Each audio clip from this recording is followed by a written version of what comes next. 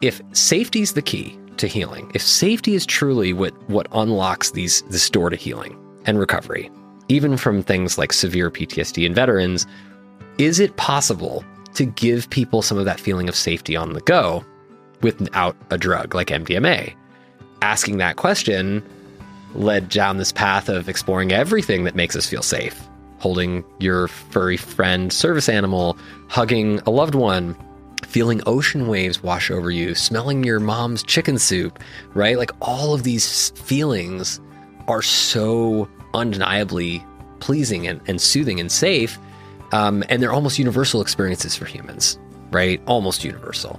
And so I thought, well, touch must be more important than we let on for it to be, because it's existed for all these hundreds of millions of years in a therapeutic way.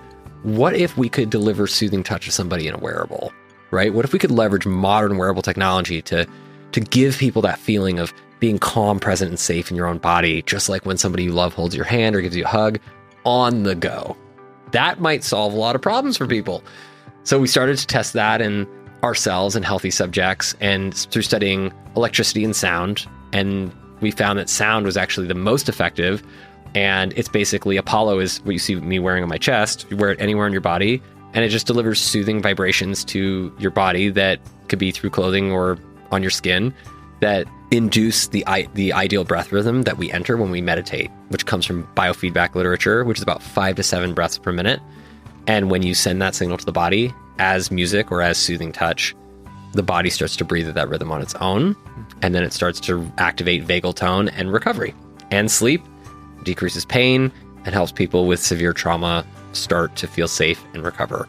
People were having basically life-changing experiences. They were going from not being able to work to working, not being able to sit at the dinner table with their family to having conversation and holding court at the dinner table with their family.